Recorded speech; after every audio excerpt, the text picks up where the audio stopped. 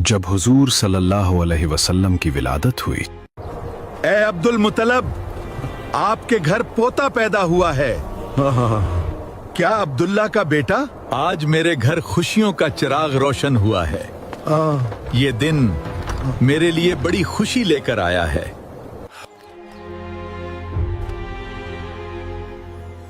ऐ मेरे बेटे,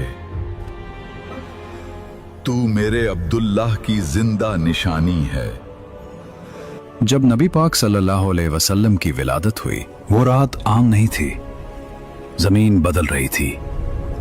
एक ऐसा नूर जाहिर हुआ जिसने तारीख बदल दी, और मक्का में बुत खुद गिरने लगे। ये क्या हो रहा है? हमारे बुत खुद कैसे गिर रहे हैं? ये कोई आम बात नहीं। क्या ये किसी बड़ी तब्दीली की निशानी है? बेमौसम फल जाहिर होने लगे।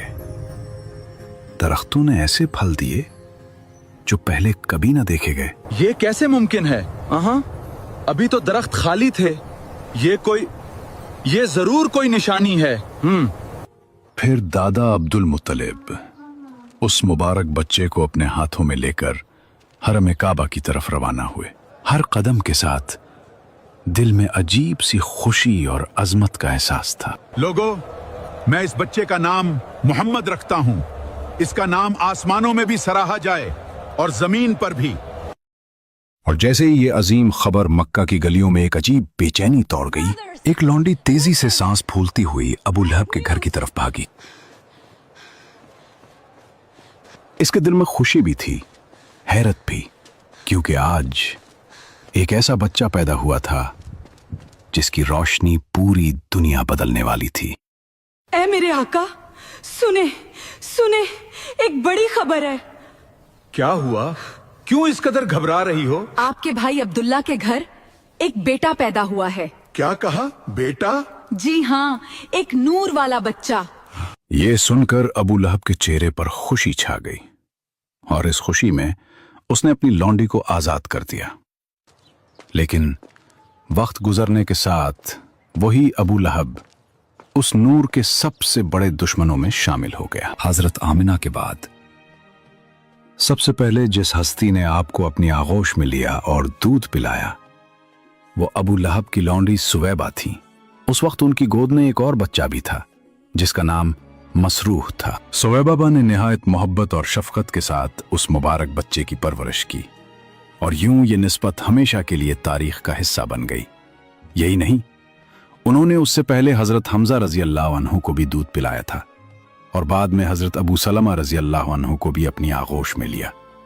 यूं एक ही दामन शफकत से जुड़े ये रिश्ते मोहब्बत, कुर्बत और तकदीर की एक खूबसूरत दास्तान बन गए। अरब का यह कदीम दस्तूर था कि वो अपने बच्चों को शहर की फिजा से दूर रखने के लिए बदवी औरतों के सुपुर्द कर दिया करते थे।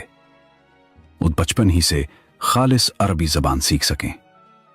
इसी रिवायत के मुताबिक अब्दुल मुत्तलिब ने भी अपने इस मुबारक पोते के लिए एक दूध पिलाने वाली दाया तलाश की, और फिर ये सादत हजरत हलीमा सादिया रजी अल्लाह अन्हा को नसीब हुई, जो कबीला बनी साद बिन बकर की एक नेक और सादा खातून थी।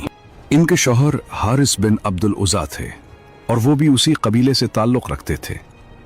यूं इस मुबारक बच्चे का सफर शहर से निकलकर बनी साद के साफ, सादा और बाबरकत माहौल की तरफ शुरू हुआ, जहां उसकी परवरिश कुदरत के खास इंतजाम के तहत होने वाली थी। हजरत हलीमा सादिया रजी अल्लाह अन्हा बयान करती हैं कि वो अपने शौहर के साथ और एक छोटे से दूध पीते बच्चे को लेकर बनी साद की औरतों के एक काफले में शामिल हुई, और शहर से बाहर दूध पीने वाले बच्चों की तलाश में निकली।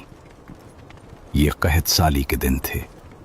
जमीन सूखी पड़ी थी और घरों में फाके थे, औंटनी भी थी, एक कतरा दूध तक ना था। इधर उनका अपना बच्चा भूख से बलकता रहता। रातें बेखाबी में गुजरती। न मां के सीने में कुछ था और ना ही ऊंटनी से कोई आस। हर तरफ महरूमी थी, मगर दिल में एक उम्मीद थी कि शायद कहीं से रहमत बरस जाए।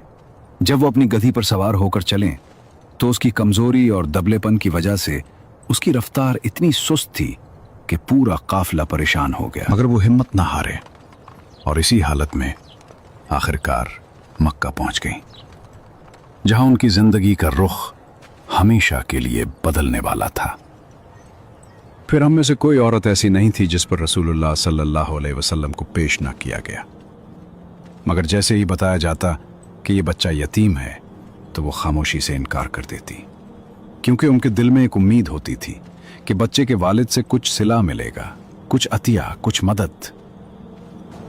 मगर वो नहीं जानती थी कि जिसे वो दुनियावी फायदे की वजह से छोड़ रही हैं, वही बच्चा दुनिया और आखिरत की सबसे बड़ी रहमत बनने वाला है। इधर जितनी औरतें मेरे हमरा आई थीं, सबको कोई ना कोई बच्चा मिल गया, सिर्फ मुझी को न मिल सका।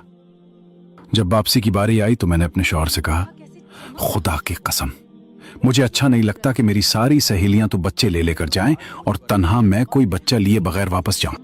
मैं जाकर उसी यतीम बच्चे को लिए लेती हूं। शौहर ने कहा, कोई हर्ज नहीं, मुमकिन है अल्लाह इसमें हमारे लिए बरकत दे। इसके बाद मैंने जाकर बच्चा ले लिया, और महज उस बिना पर ले लिया कि कोई और बच्चा ना मिल सका। हजरत हलीमा सादिया रजी अल्लाह अन्हा बयान करती हैं कि जब वो उस मुबारक बच्चे को लेकर अपने डेरे पर वापस आए और उसे अपनी आगोश में लिया तो एक अजीब मंजर जाहिर हुआ कि अचानक उनके दोनों सीने दूध से भर गए और बच्चे ने जी भर कर पिया। यही नहीं, उनके अपने बच्चे ने भी सैर होकर दूध पिया और फिर दोनों सुकून से सो गए। हालांकि इससे पहले भूख की वजह से रात भर रोना और बेचैनी हमारा मुकद्दर था। इधर उनके शौहर ऊंटनी के पास गए तो देखा कि वो भी दूध से लबरेज है। उन्होंने खूब दूध दुहा और इस रात वो दोनों मियां बीवी भी आसूदगी के साथ पी कर सो गए। एक ऐसी रात जो मुद्दतों बाद सुकून लेकर आई थी। सुबह हुई तो उनके शौहर ने हैरत से कहा, हलीमा, खुदा की कसम, तुमने एक बहुत बाबरकत रूह हासिल की है। हजरत हलीमा रजी अल्लाह अन्हा ने मुस्कुराकर जवाब दिया, मुझे भी यही उम्मीद है। हजरत हलीमा सादिया रजी अल्लाह अन्हा बयान करती हैं कि उसके बाद हमारा काफिला वापस रवाना हुआ। मैं अपनी उसी कमजोर और खस्ता हाल गधी पर सवार हुई और उस मुबारक बच्चे को भी अपने साथ ले लिया। मगर अब मंजर बदल चुका था।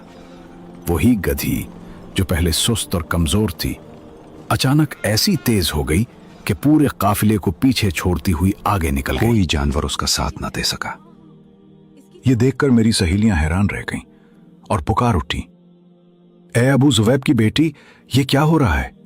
जरा हमारा भी ख्याल करो। क्या ये वही गधी है जिस पर तुम सवार होकर आई थी? मैंने जवाब दिया, हां, खुदा की कसम, ये वही गधी है। वो हैरत से एक दूसरे को देखने लगी और कहने लगी, फिर तो इसमें यकीनन कोई खास राज है। और वाकई ये कोई आम बात न थी, बल्कि इस बाबरकत बच्चे की आमद का असर था जो अब हर कदम के साथ बरकतों की नई दास्तान लिख रहा था।